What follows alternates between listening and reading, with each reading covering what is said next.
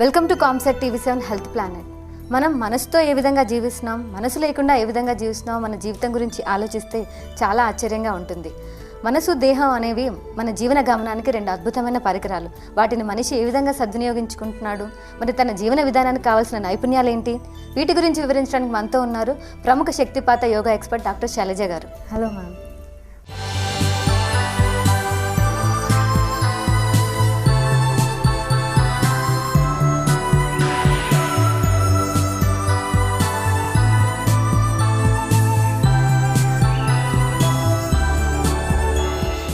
ఒక మనిషి సంతోషంగా, ఆరోగ్యంగా, సరైన జీవన విధానాన్ని జీవించడానికి కావాల్సిన నైపుణ్యాలు ఏంటి? జనరల్గా ఏంటంటే ఇది ఎవరికి పెద్ద సంబంధం లేని విషయం.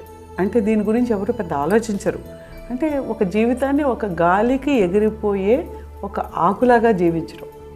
తెగిపోయిన ఒక గాలిపటం ఎలా అయితే ఎగురుతూ వెళ్ళిపోతుందో మనం జీవితాలను అలా గడుపుతూ ఉన్నాం. అంటే మనకు ఒక నిర్దేశం ఉంది, దీన్ని ఇలా చేయాలి, ఇలా చేయొచ్చు అనేది చాలామందికి తెలియదు. అంటే అనుకుంటారు, మాకు ఫలానా గోల్ ఉంది కదా, నాకు ప్రమోషన్ రావాలి, లేకపోతే నేను ఫలానా అవ్వాలి అని అనుకుంటారు. అక్కడి వరకు దాన్ని అచీవ్ చేస్తారు, కానీ ఓవరాల్గా బ్యాలెన్స్డ్గా ఉన్నాడా లేదా అనేది చూసుకోలేడు. కాబట్టి ఇక్కడ మనము ఏం చెప్తున్నాము, బాడీ, మైండ్ అండ్ స్పిరిట్, శరీరము, మనస్సు, ఆత్మ, ఈ మూడు కూడా సమన్వయంగా గడపగలుగుతున్నాడా లేదా అనే విషయం గురించి మాట్లాడుతున్నాము. అయితే ఈ నైపుణ్యం నేర్చుకున్నప్పుడు ఆ వ్యక్తి ఎలా చేయగలడు అంటే కొన్ని ఎగ్జాంపుల్స్ మాట్లాడుకుందాం. ఇందులో శారీరకంగా, బాడీ, మైండ్ అండ్ స్పిరిట్ కదా, అంటే వీడు శారీరకంగా ఆరోగ్యంగా ఉన్నాడు లేదా అంటే, ఆరోగ్యానికి మనం మామూలుగా అందరం ఆరోగ్యంగా ఉండడానికి ఏం చేయాలో అన్ని రకాలు చేస్తూనే ఉంటాం. ఇక్కడ ఒక ఎగ్జాంపుల్ చెప్తాను. నేను ఫస్ట్లో హీలింగ్ నేర్చుకునే టైంలో ఒకరోజు ఒక ట్రైన్లో ట్రావెల్ చేస్తున్నాము. అప్పుడు ఇంకా రిజర్వేషన్ లేదు మాకు. ట్రైన్లో ఎక్కాక ఒక అతను అడ్డంగా పడుకుని ఉన్నాడు. మేమేమో సీట్ లేక కొట్టుకు వస్తున్నాము. అతను లేచి కూర్చోమంటే అతనేమో పక్కన ఉన్న వాళ్ళు, అతను కూర్చోలేడండి, అతనికి యూరిన్ ఆగిపోయింది నిన్న నైట్ నుంచి, అంటే పట్టు బాగా టైట్ అయిపోయి ఇంత వాచిపోయి ఉన్నదన్నమాట, ఉబ్బిపోయి ఉన్నది. అందుకని అతను కూర్చోలేడు, కాబట్టి అతను పడుకునే ఉండాలి అన్నాడు. మనకు హీలింగ్ వచ్చు కదా. అప్పుడు ఏంటంటే హీలింగ్ వస్తే ఎవరన్నా ఏమని అనుకుంటారేమో, హీలింగ్ చేస్తే ఏదో మాయల మంత్రాలు అనుకుంటారేమో అని మాకేం మొహమాటం ఉండకూడదు నేను అనేది అది. అయితే మేమేమన్నామంటే, మేము ఆయనకి హీలింగ్ చేస్తే మీకేం అభ్యంతరం లేదు కదా అన్నాం. అంటే ఏం చేస్తారండి అన్నారు. ఆయన ఏం చేయాలంటే పొట్టకోసి కన్నాలు ఏం పెట్టం, మేము వితౌట్ ఈవెన్ టచింగ్ మేము హీల్ చేస్తాము అని చెప్పి ఆయన ఒక పద్ధతిలో, అంటే ఆ ఎనర్జీ ఫీల్డ్ ఉంటే నెగిటివ్ ఎనర్జీ అంతా తీసి ఆ యూరినరీ బ్లాడర్ అంతా క్లియర్ చేసేలాగా ఒక పద్ధతిలో ఆయన ఎనర్జీ లెవెల్లో ఆయన క్లీన్ చేయడం మొదలుపెట్టాం. చేసి మేము సామర్లకోటలో ఎక్కాము, వైజాగ్ వెళ్ళాలి. వెళ్తూ ఉండేటప్పుడు తుని దగ్గరికి వచ్చేటప్పటికి, ఏమంటే మీరు ఒకసారి యూరిన్ పాస్ అవుతుందేమో ఒకసారి ట్రై చేసి రావచ్చు కదా అని అన్నాం. ఆయన వెళ్ళొచ్చి ఏమండి యూరిన్ పాస్ చేయగలిగాను. మీరు చెప్తే నంబరు, వైజాగ్లో అంటే 3 hours పడుతుంది. ఆ టైంలో 3 hours రీచ్ అయ్యేటప్పటికి ఆయన చక్కగా మమ్మల్ని లేచి కూర్చుని మధ్యలో ట్రైన్ దిగి మాకు పళ్ళు తీసుకొచ్చి ఇచ్చి, అంటే కృతజ్ఞతతో అనమాట, నాకు బాగా అయిందండి అని చెప్పాడు అనమాట. అంటే ఏంటి, బాడీని మనము ఎనర్జీ లెవెల్లో క్లీన్ చేసుకోవడం ద్వారా, మంచి శక్తి ఇవ్వడం ద్వారా ఫిజికల్గా ఉండే రుగ్మతలు కూడా తగ్గించుకోవచ్చు. అది ఆయన చేయొచ్చు, మాకు వచ్చు కాబట్టి మేము చేసాం. వితౌట్ ఈవెన్ టచింగ్ అనమాట. టచ్ తోటి చేయొచ్చు, టచ్ లేకుండా కూడా చేయొచ్చు. రకరకాల విధానాలు ఉన్నాయన్నమాట. అంటే ఏంటి, మామూలుగా అయితే ఒక డాక్టర్ దగ్గరికి వెళ్ళి ఒకరోజు హాస్పిటల్లో ఉంటే తప్ప ఆయన ఒక స్టేజ్లోకి వచ్చే అవకాశం లేనిది మనం చేయగలిగాం. అంటే ఏంటి, నేర్చుకోకపోవడమే కదా. ఇప్పుడు ఆయన నేర్చుకుని ఉంటే ఏమో ఇంకొంచెం బెటర్గా ఉండేవాళ్ళేమో. కాబట్టి మనం ఎక్కువ ఆరోగ్యంగా ఉండడానికి ఈ ఎనర్జీ బ్యాలెన్స్ వల్ల మనం చేసుకోగలుగుతాం. అలాగే మైండ్, బాడీ, మైండ్ గురించి మాట్లాడుకుందాం. అంటే ఎగ్జాంపుల్స్ ఎందుకు చెప్తున్నానంటే, ఏదో మేమేదో చేసాము అని చెప్పుకోవడానికి కాదు. అంటే ఇలాంటివి చేయొచ్చు, మనం చేసుకోవచ్చు, వేరే వాళ్ళకు కూడా చేయొచ్చు. అలాగే ఇంకోసారి అప్పుడైనా ఎన్ని ట్రైన్స్లోనే అనమాట, ఓ ట్రైన్లో మేము ఎక్కేటప్పటికి ఒక ఆమె ఎక్కపోతూ పడిపోయింది. ఏది, ఈ రెండింటి మధ్య, ఈ ట్రాక్కి దీని మధ్య జస్ట్ జారిపోతే పట్టుకులాగారు. లాగితే ఏమైంది, ఆమె కొంచెం బాగా హెఫ్టీగా ఉన్నారు. ఈ కాలంతా కూడా ఆల్మోస్ట్ ఇలా క్రష్ అంటే మరి బ్లడ్ రాలేదు, నొక్కుకుపోయిందనమాట, కమిలిపోయింది. ఇంకా ఆమె పడుకుని ఉంటేనేమో ఈ టీటీ వెతుక్కుంటున్నాడు. అంటే ఈ రిజర్వేషన్ చార్ట్లో డాక్టర్, అంటే డాక్టర్ సోన్ సో అని ఉందనుకో, ఎవరైనా డాక్టర్ ఉన్నారేమో అని హీ సెర్చింగ్ అనమాట. అయితే నేను ఎంఎస్సీ పిహెచ్డి, నాకు డాక్టర్ ఉంటుంది కదా, ఆయన వచ్చి మీరు డాక్టరే కదండి, మీరు వచ్చి ఆవిడ చూడొచ్చు కదా అంటే నేను అన్నాను, నేను అలోపతి డాక్టర్ని కాదండి, కానీ నేను కూడా ఒకలాంటి డాక్టర్ వెళ్ళండి, నేను చూస్తానని చెప్పి ఆవిడ దగ్గరికి వెళ్ళాను. ఇంకో డాక్టర్ కూడా తీసుకొచ్చాడు ఆయన. అయితే డాక్టర్ గారు చూసి ఏం చెప్పారు, ఆవిడకి పల్స్ అవన్నీ చూసుకున్న తర్వాత బీపీ డౌన్ అయిపోయింది, ఆమెకి బీపీ డౌన్ అయిపోయింది, ఫలానా టాబ్లెట్ వాడాలి. మరి ట్రైన్లో టాబ్లెట్ ఎక్కడ వస్తుంది, అదేంటి కోరమండల్ ఎక్స్ప్రెస్, అప్పుడు అది విజయవాడలో స్టార్ట్ అయితే మళ్ళీ వైజాగ్లోనే ఆగుతుంది. ఆమెమో నేను వెళ్ళిపోతాను, నేను దగ్గర అంటుంది, కొన్ని మధ్యలో ఎక్కడ ఆపి దించుదామన్నా. సరేలేమ్మా నువ్వు పడుకో, నేను హీలింగ్ చేస్తాను అని చెప్పి నేను ఆవిడకి హీలింగ్ చేశాను. హీలింగ్ చేస్తే ఆమె కాలు ఇలా పెట్టలేని ఆమె ట్రైన్ దిగే టైంకి లేచి కూర్చుని తనకు తానుగా మళ్ళీ ట్రైన్ దిగే స్టేజ్కి వెళ్ళింది అన్నమాట. అంటే ఏంటి, అంటే ఒకవేళ అకస్మాత్తుగా వచ్చిన సమస్యలు కూడా మనం తగ్గించుకోవడానికి మన చేతుల్లోనే ఉంటుంది. అక్కడ నిజమైన డాక్టర్ గారు కూడా ఉన్నారు, కానీ ఆయనకి ఇంకొకటి కూడా అవసరం, టాబ్లెట్ అవసరం. ఆయన రికగ్నైజ్ చేయగలరు, సరైన శాస్త్రీయంగా ఏం చేయాలో చెప్పగలరు, కానీ దానికి కావాల్సిన మెడిసిన్ ఆయన చేతుల్లో లేకపోతే ఇవ్వలేరు. కానీ ఇదేంటి, మనం ఎనర్జీని మనం మేనేజ్ చేసుకుని పక్క వాళ్ళ ఎనర్జీని చేయడానికి కావాల్సిన శక్తి మనకు ఉంటుంది. కాబట్టి ఆ పద్ధతి నేర్చుకోవడం ద్వారా we can help ourselves, వేరే వాళ్ళు కూడా మనం హెల్ప్ చేయగలుగుతాం. ఒక చిన్న బ్రేక్.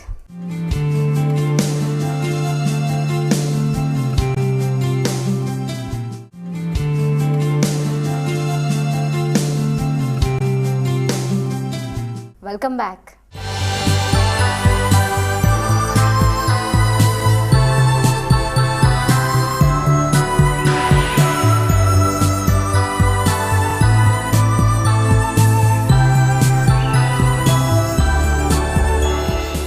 ఇంక మైండ్ గురించి వద్దాం. బాడీ, మైండ్ అండ్ స్పిరిట్ కదా.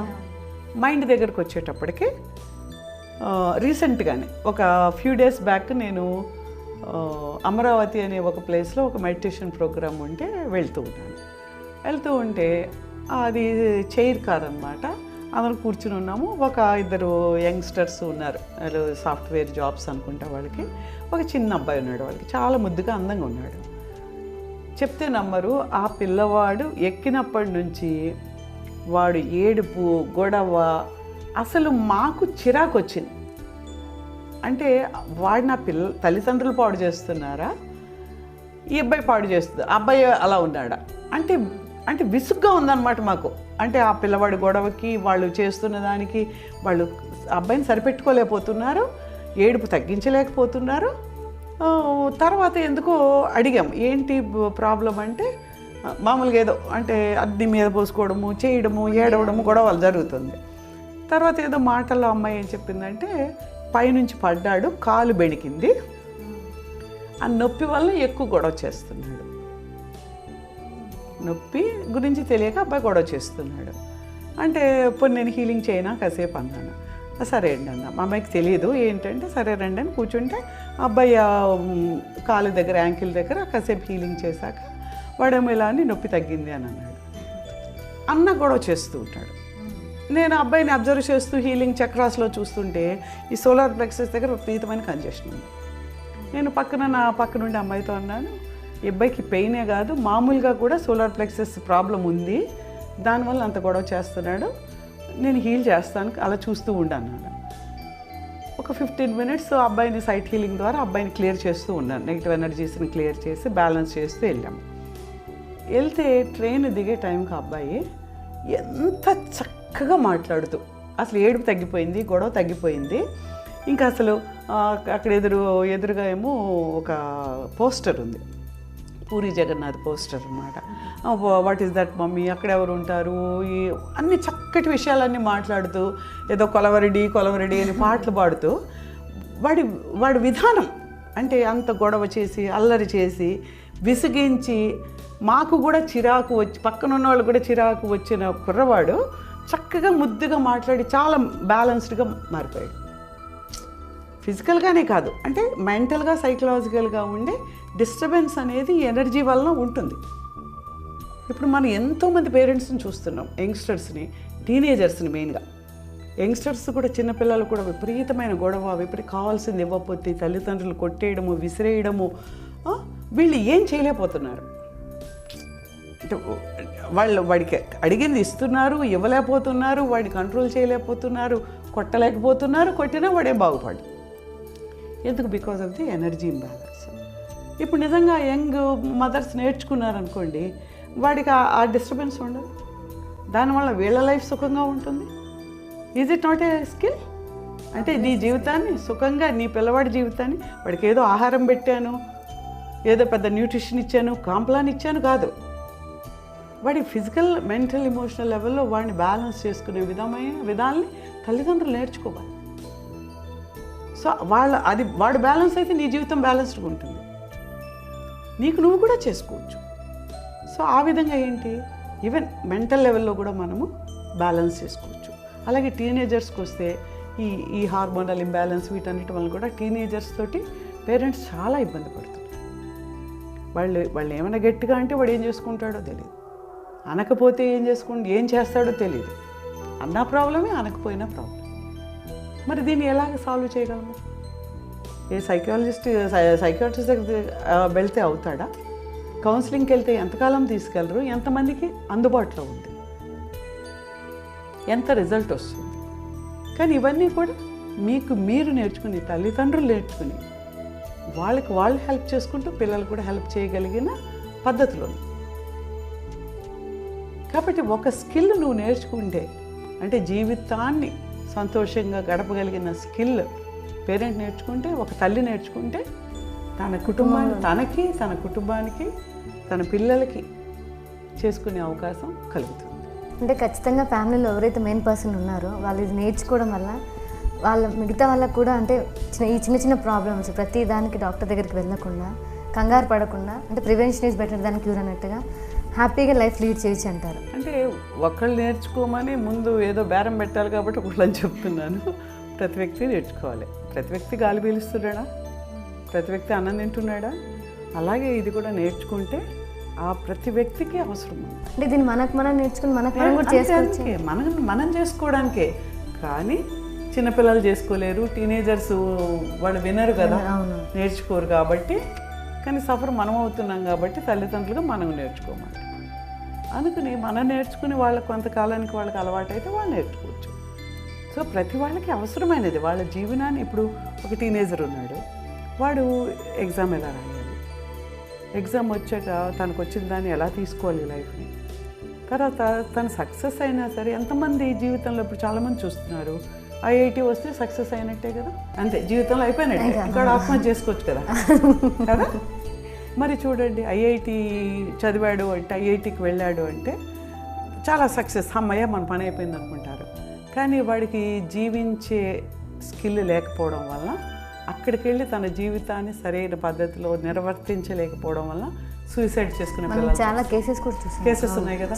అంటే ఏంటి, మనం ఏదో నేర్పించలా, బట్టి కొట్టడము, తెలివిగా లాజికల్గా ఒక ప్రాబ్లం సాల్వ్ చేయడము నేర్పిస్తున్నాం. కానీ తనకు తాను జీవితాన్ని ఎలా గడుపుకోవాలి, తన జీవితం మీద తనకు ఎలాంటి నమ్మకం కలగాలి, ఎంత కాన్ఫిడెన్స్ ఉండాలి,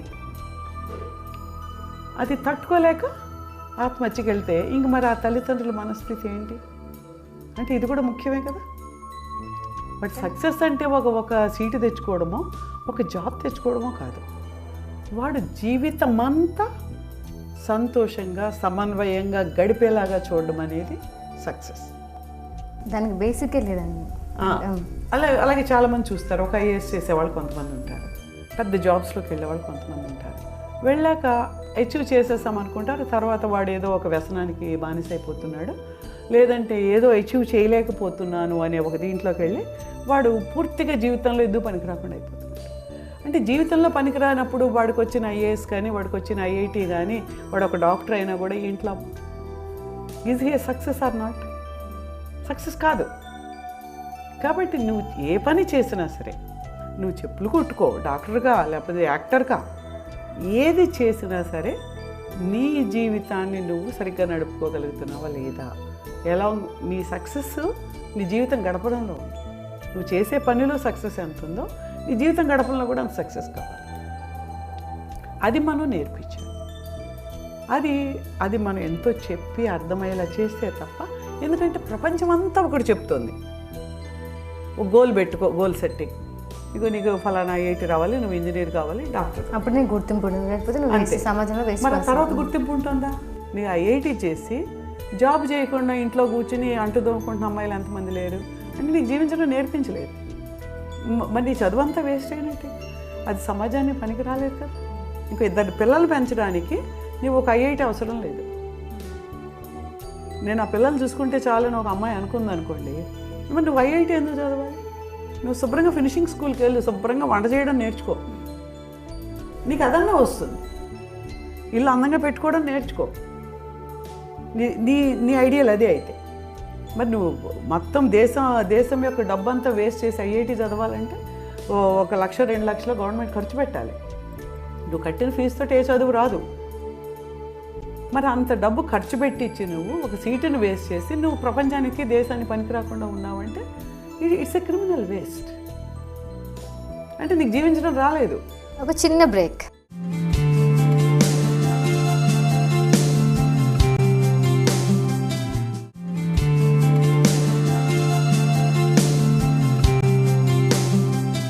వెల్కమ్ బ్యాక్.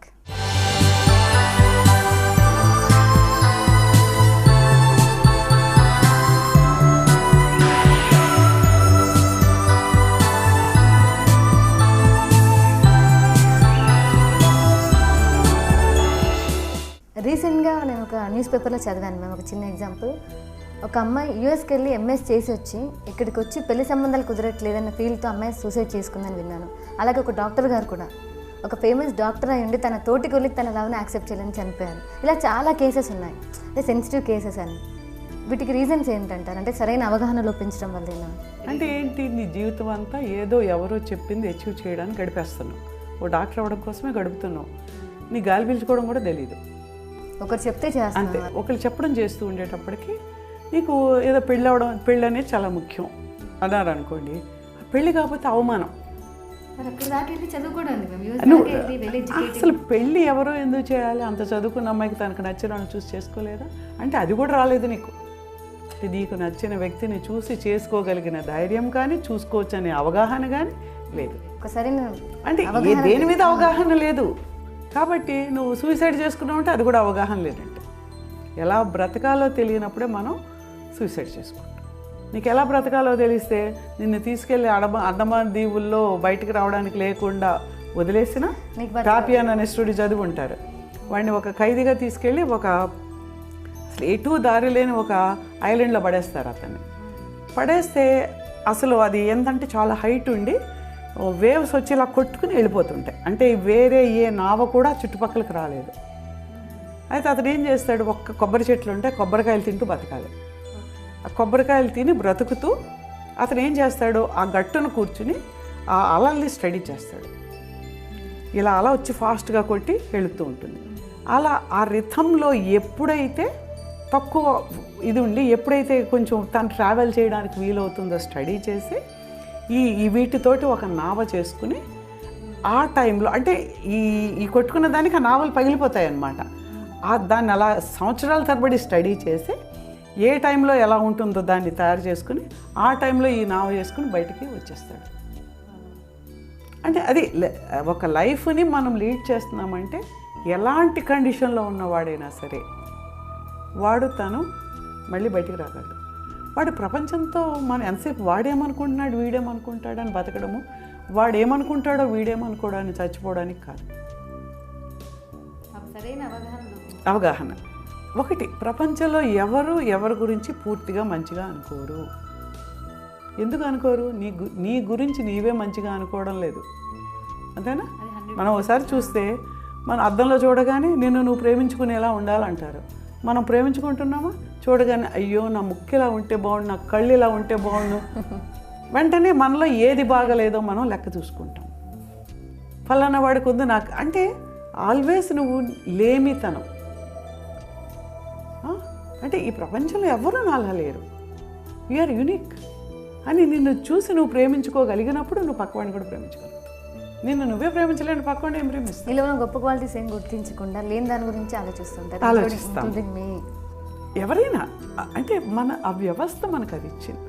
వ్యవస్థ మనకు అలా కంపేర్ చేసుకుని తక్కువ చేసుకునే అలాంటి ఎడ్యుకేషన్ ఇచ్చింది. ఆ ఎడ్యుకేషన్ వల్ల మనం ఎప్పుడు కూడాను మనకు లేనిది వెతుక్కుంటూ వెళ్తూ ఉంటాము. కాబట్టి మనం ఏంటి, ఎంతసేపు కన్సిడరేషన్ అన్నమాట. ఎవడో ఏదో అనుకుంటాడు, ఎవడో ఏదో చేస్తాడు.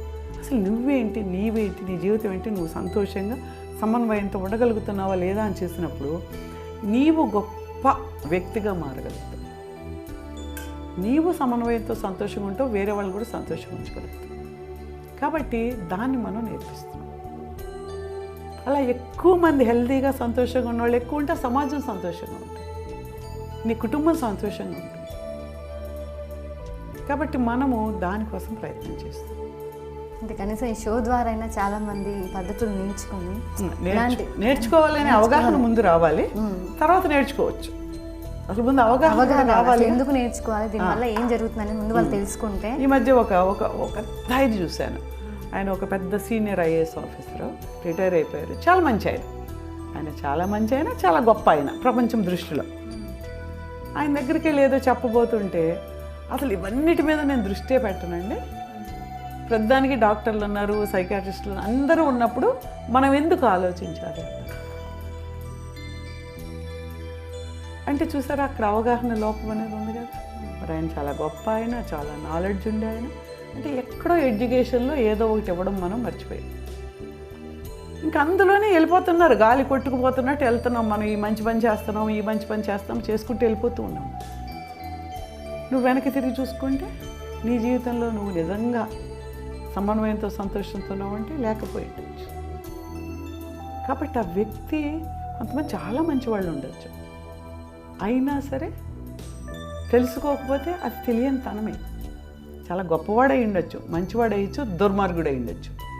కానీ దుర్మార్గుడైన ఒక కాలంలో తెరుచుకుని వాడు గొప్పవాడు అవ్వచ్చు. మరి వాల్మీకి గురించి చదువుతుంటే ఆయన కిరాతకుడిగా ఉండి ఎంతో ఉండే వ్యక్తి సడన్గా ఆయనలో చేంజ్ వచ్చి he became a very great Saint అయిపోయారు. కాబట్టి ఆ వ్యక్తి యొక్క జీవితాన్ని బట్టి మనం అంచనా వేయలేం. ఆ వ్యక్తి తన జీవితాంతము నేర్చుకుంటూ వెళ్తున్నాడు మీద. ఆ నేర్చుకుంటూ దాన్ని ఇంప్లిమెంట్ చేసుకుంటూ వెళ్ళినప్పుడు ప్రతి వ్యక్తి కూడా ఒక గొప్ప వ్యక్తిగా నైపుణ్యాన్ని నేర్చుకుని ఒక గొప్ప జీవితాన్ని సాగించగలుగుతాడు. అంటే వీటికి మన షో ద్వారా ఖచ్చితంగా మన వ్యూవర్స్ ఈ షో చూసి చాలా వరకు చేంజెస్ వస్తాయని నేను అనుకుంటున్నాను. తప్పకుండా ఈ షో మోటివ్ కూడా అదే నేను ఫీల్ అవుతున్నాను ma'am. Thank you so much ma'am.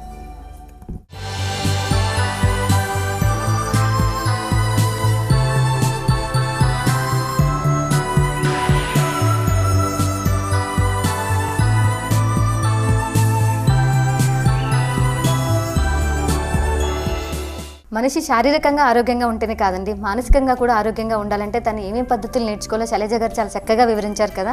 మళ్ళీ నెక్స్ట్ ఎపిసోడ్లో కలుద్దాం.